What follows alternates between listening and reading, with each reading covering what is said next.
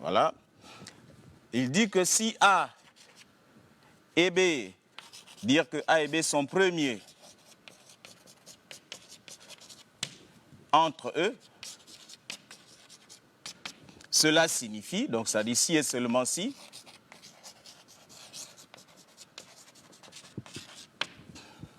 il existe deux entiers relatifs.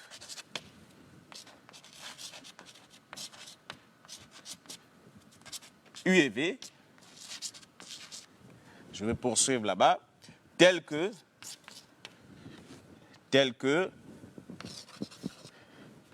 AU plus, je vais réécrire ça, tel que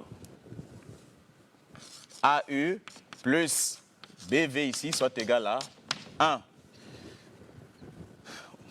Donc, je rappelle qu'on avait déjà rappelé ce théorème-là. Donc, A et B sont premiers entre eux, si et seulement si il existe deux entiers relatifs U et V, tels que on ait la combinaison linéaire AU plus BV soit égal à 1.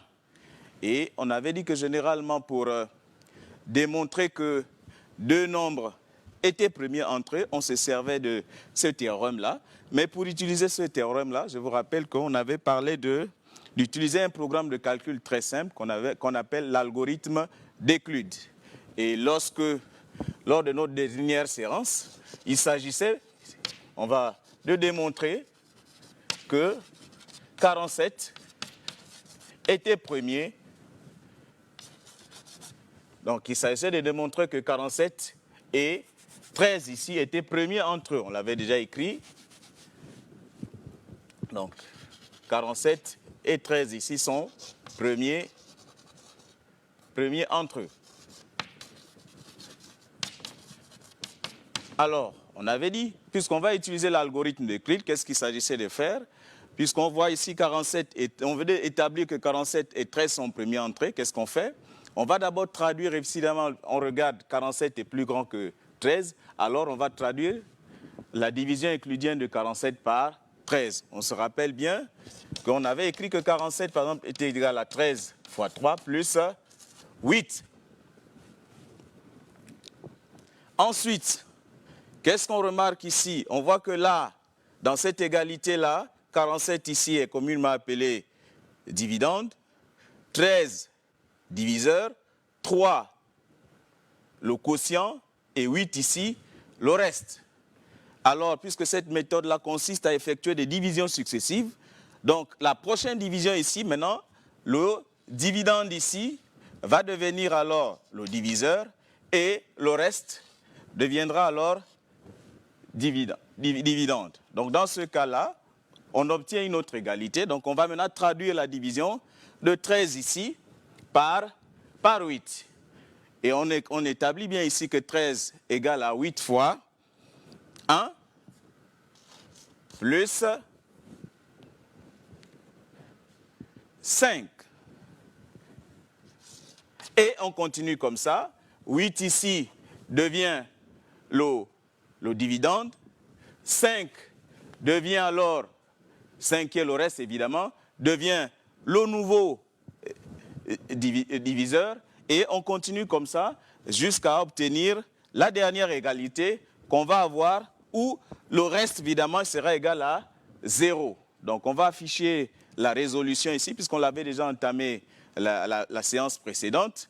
Donc, on voit bien ici qu'on a bien l'égalité 47 égale à 13 fois 3 plus 8. Ensuite, 8 égale à 5 fois 1 plus 3. Je lis au fur et à mesure, puisqu'on avait déjà établi ça, je rappelle. 5 égale 3 fois 1 plus 2. 3 égale à 2 fois 1 plus 1, c'est le reste. Et la dernière division ici, où le reste est nul ici, on voit bien ici que c'est 2 qui est égal à 1 que multiplie 2 plus 0.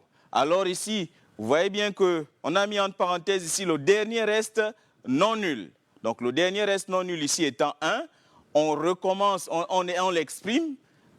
On voit bien ici, ainsi, 1 égale, c'est 3 moins 2 fois 1, On poursuit, on remplace maintenant par la suite le reste précédent ici, qui est 2, dans l'égalité 5 égale à 3 fois 1 plus 2. Ce reste-là, on remplace, on l'exprime, on obtient bien 2 ici égale à 5 moins 3 fois 1, qu'on va remplacer dans l'égalité précédente.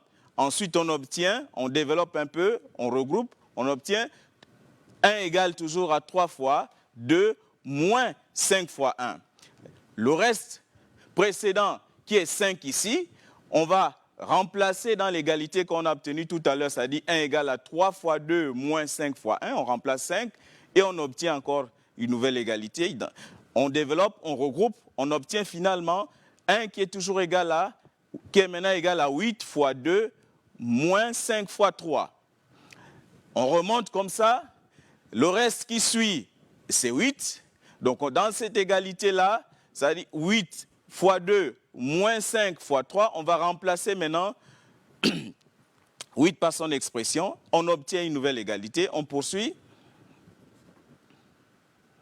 On continue. Donc, après avoir, on obtient 1 égale à 8 fois 5 moins 13 fois 3. On continue. La prochaine étape, voilà, 47 moins 13 fois 3, entre parenthèses, multiplié par 5, moins 13 fois 3. On développe également, on regroupe, et on obtient finalement que 1 égale à 47 fois 5, moins 13 multiplié par 18. Je rappelle qu'on avait déjà fait ce calcul-là, on est juste revenu là-dessus parce que l'algorithme d'Euclide est essentiel. C'est un algorithme ou alors c'est un programme de calcul qu'on va utiliser lors de la prochaine séance qu'on verra sur les PGCD. Donc voilà pourquoi il est essentiel de maîtriser ce programme de calcul-là. On obtient finalement 1 égale à 47 fois 5 plus 13 que multiplie moins 18. Par suite, on voit bien ici que U égale à 5 et V égale à moins 18. Donc, il existe bien deux entiers relatifs U et V tels que 47U plus 13V égale à 1. Alors, d'après le théorème de Bézout, 47 et 13 sont bien premiers entre eux.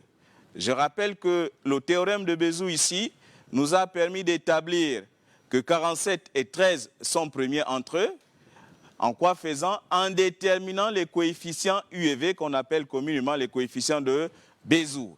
Et pour trouver les coefficients de Bézout ici, on a utilisé l'algorithme d'Euclide.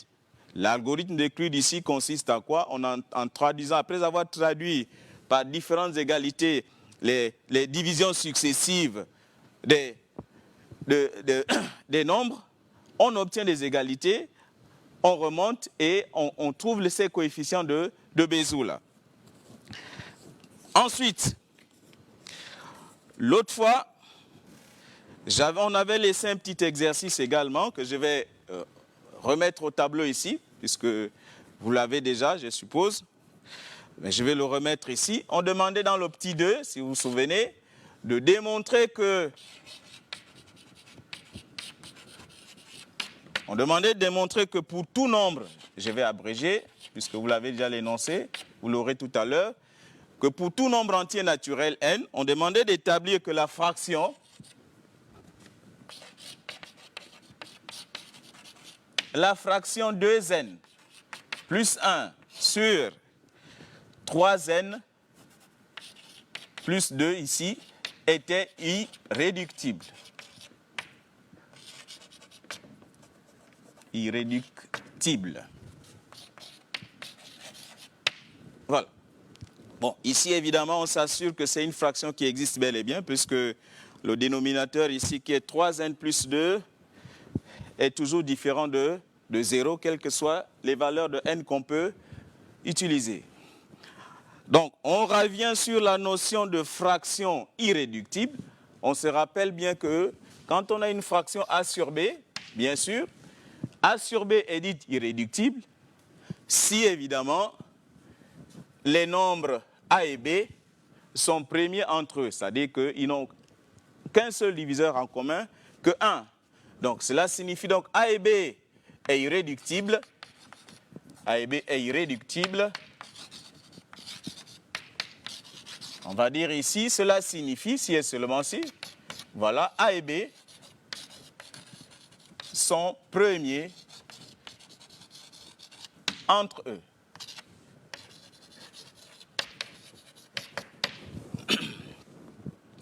Voilà. Donc, on va utiliser encore ici la notion de nombre premier. On se rappelle que à partir du théorème de Bézout qu'on a énoncé ou qu'on a rappelé ici, que A et B seront premiers entre eux, si et seulement si on arrive à trouver deux entiers relatifs U et V, tels qu'on puisse avoir la relation du type AU plus BV égale à 1.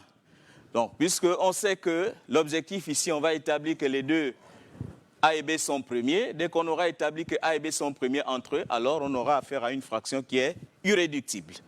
En posant A ici égale à 2n plus 1, B, on va prendre ici 3n plus 2.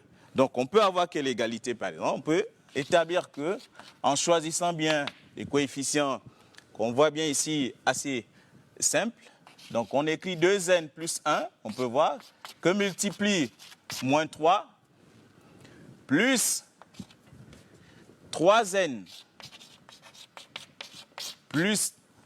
plus 2 que multiplie 2, on obtient, je vais enlever ceci,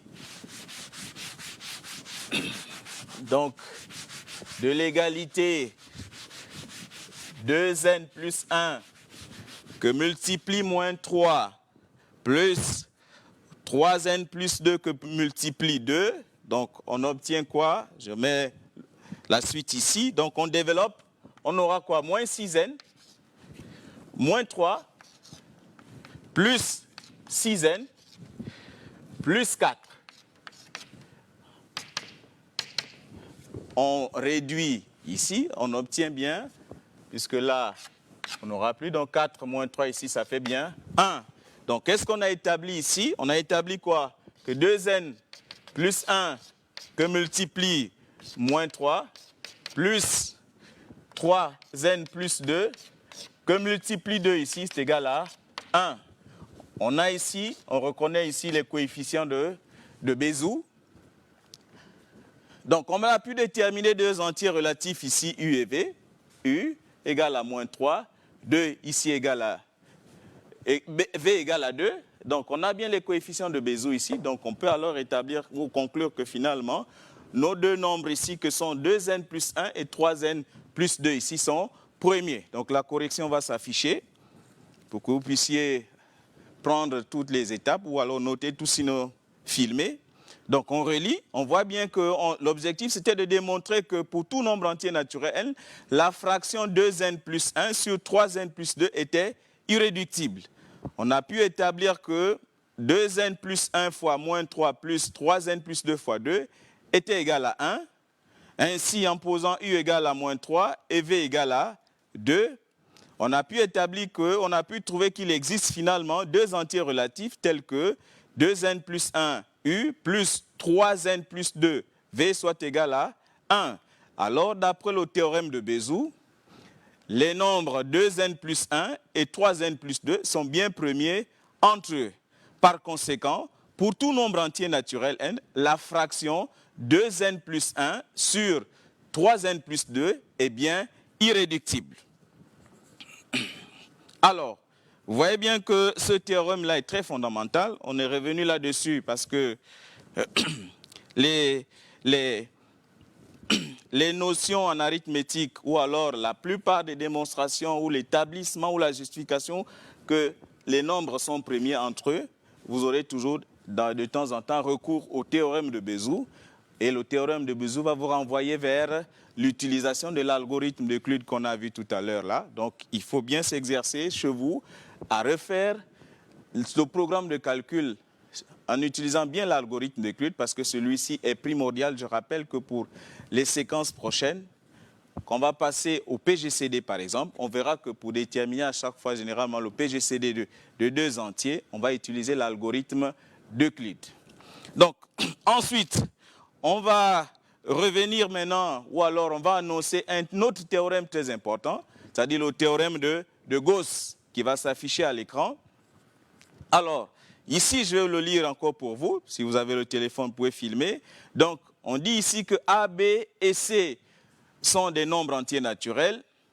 Dire que A divise le produit BC et que si B est premier avec, et si A est premier avec B, autant pour moi, alors A divise C. Je reprends pour une bonne lecture. On dit ici que le théorème dit quoi? Lorsque vous avez trois entiers naturels A, B et C, si A divise le produit BC et que A soit premier avec B, alors A va diviser C. Je vais le réécrire ici pour qu'on revoie. Donc, le théorème de Gauss dit quoi? Lorsque vous avez trois entiers A, B et C, on dit que si A, ça c'est la notation, divise le produit BC et que A est premier avec B, alors dans ce cas-là, on dira que A divise tout simplement C. Voilà, donc l'une des utilisations de ces théorèmes-là, on va le voir dans la résolution des petites équations qu'on appelle communément les équations diophantiennes. Donc l'exercice va s'afficher devant vous, voilà. L'exercice d'application ici, on veut résoudre dans Z croix Z l'équation E, 3x plus 5y égale à 2. Donc ce type d'équation-là est appelée équation diophantienne. Je rappelle que c'est les équations diophantiennes, ce sont les équations polynomiales à une ou plusieurs inconnus. Les coefficients ici sont évidemment des nombres entiers et les solutions de ces équations-là sont des nombres entiers relatifs. Les équations qui sont au programme de lycée, vous voyez bien, sont les équations de la forme AX plus BY ici égale à C. Donc voilà la forme qui est au programme au lycée. Donc on revient à l'exercice. Voilà, donc je rappelle là, je relis. Donc on veut résoudre dans Z croix Z l'équation 3x plus 5y égale à 2. On considère dans Z croix Z ici l'équation E'. 3x plus 5y égale à 1. Petit a, on demande de justifier que E' admet au moins une solution. En B, vérifier que le couple 7 moins 4 ici est une solution de E'.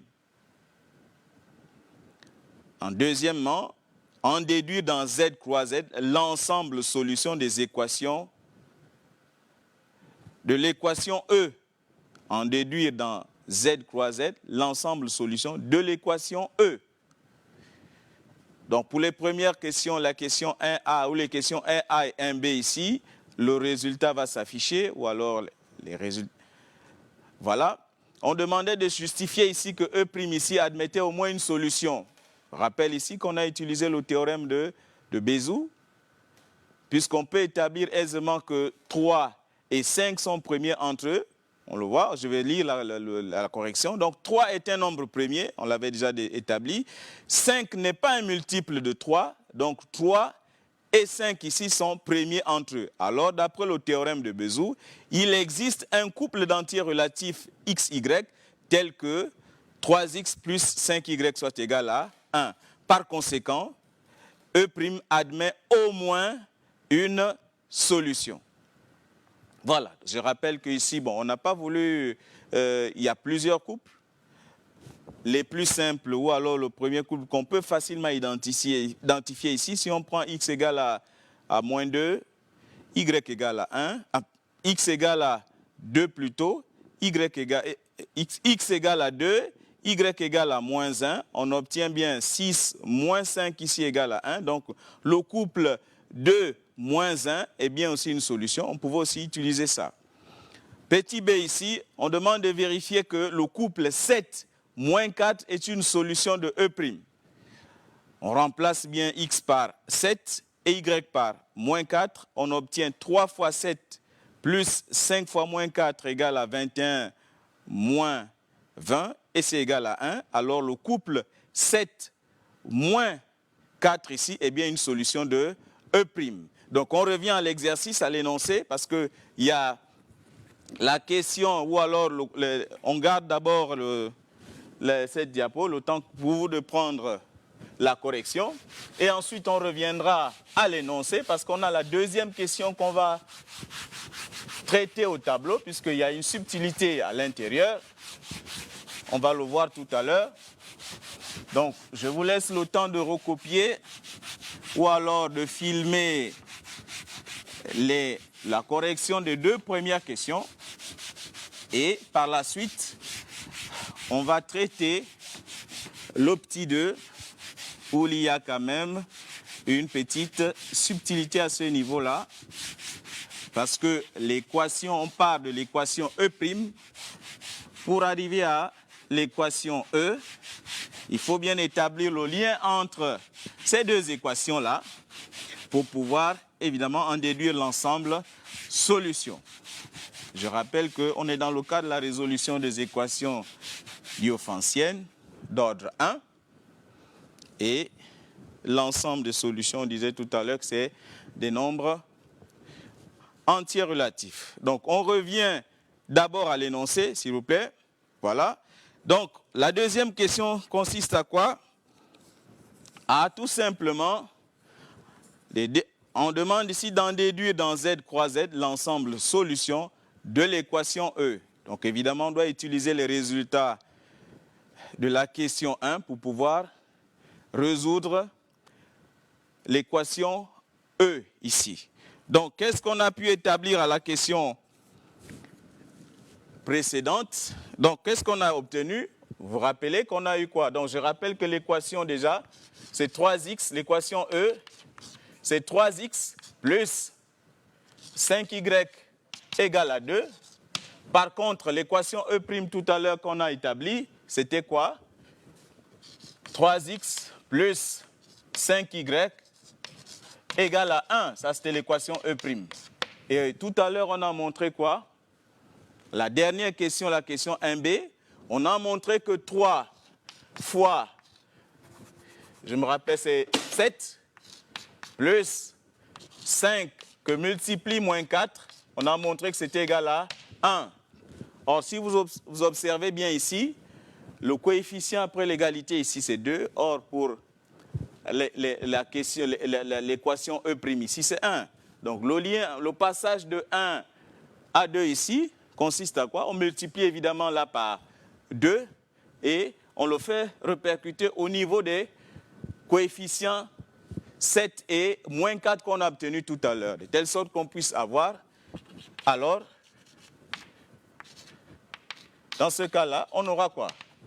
3 que multiplie maintenant 14 plus 5 que multiplie moins 8 sera égal à 2. On peut le vérifier aisément. C'est ça la méthode. Donc, on voit bien ici que 3 que multiplie 14 plus 5 fois moins 8 ici égale à 2. Ici, ce que j'ai pu obtenir là, c'est évidemment, vous voyez bien que le couple 14 moins 8 ici vérifie E ici. Donc, le couple 14-8 ici, 14 moins 8 autant pour moi, est bien une solution particulière de l'équation E.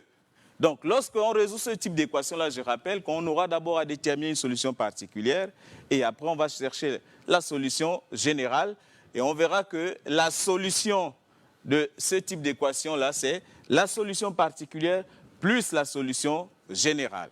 Donc, ici, on a pu établir que l'égalité-là aboutissait à 2. Donc, on va reprendre aussi ceci.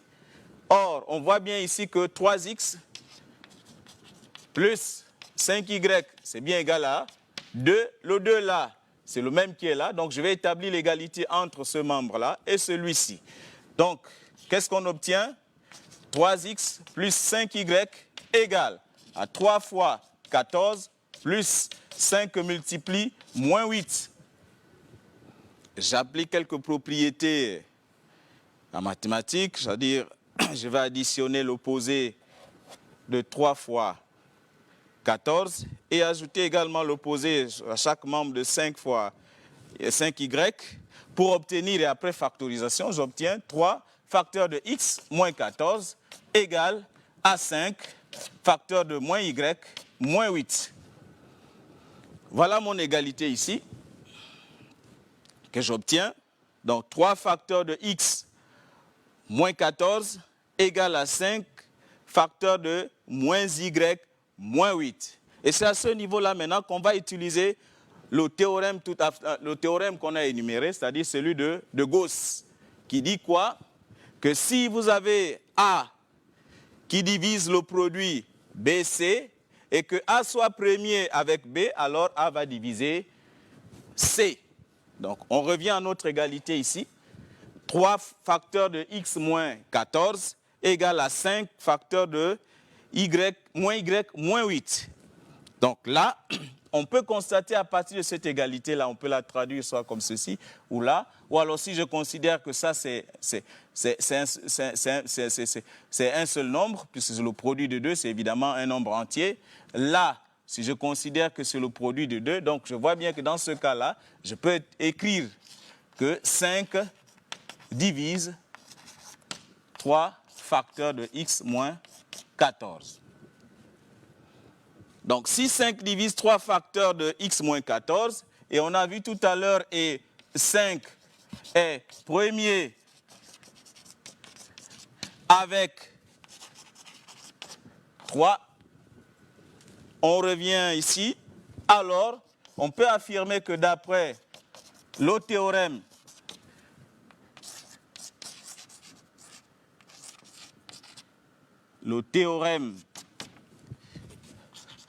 de Gauss, évidemment 5, comme on l'a vu tout à l'heure, 5 divise x moins 14. Si 5 divise x moins 14, dans ce cas-là, il existe un entier relatif k tel que x moins 14 soit égal à... Donc, on l'a dit tout à l'heure que si 5 divise x moins 14, alors il existe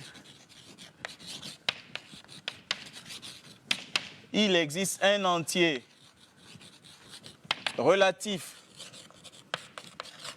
k tel que x moins 14 ici, x moins 14 soit égal à 5k. On obtient ici que x est égal à 14 plus 5k. Vous voyez bien que la valeur de mon inconnu x ici, c'est la solution particulière qu'on avait 14, et là, on a la solution générale. Évidemment, ici, pour obtenir la valeur de y, on peut appliquer le théorème, ou alors, puisqu'on a déjà la valeur de x qui est là, on peut la remplacer dans notre équation E ici, et puis obtenir également la valeur de y. Donc, tout calcul fait, on obtient alors que y aussi est égal à moins 8, qui était notre solution particulière ici, plus notre solution générale ici, qui est moins 3k.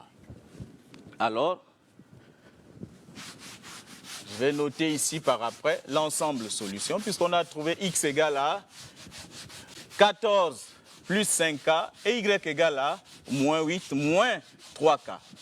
Donc l'ensemble solution ici, puisqu'on sait que la solution, ce sont les couples d'entiers, bien sûr. Donc dans ce cas-là, on notera que S égale, j'écris le premier élément ici, c'est 14 plus 5k. Le deuxième, c'est moins 8, moins 3k. Et tous ces cas ici, on a dit que c'était un nombre entier relatif.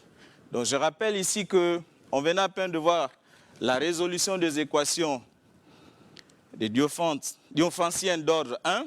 C'est les équations du type AX plus BY égale à C. On verra plus tard que ce type d'équation-là va admettre des solutions. Si évidemment ici, on détermine le PGCD de A et B et que celui-ci soit un diviseur de C. Donc voilà ici dans l'ensemble solution. Je rappelle ici qu'on voit bien que c'est la solution particulière plus la solution générale. Voilà.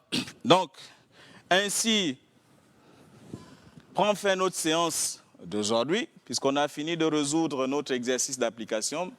La prochaine fois, on va entamer la décomposition des nombres en produits de facteurs premiers et on va ici également aborder la notion de PGCD et de PPCM de nombres entiers relatifs. Je vous remercie, sans oublier évidemment que nous sommes dans une crise particulière où évidemment la pandémie du Covid-19 sévit. Je vous rappelle encore une fois de plus qu'il faut respecter les mesures barrières. Ne sortez de chez vous que quand c'est nécessaire. À la semaine prochaine.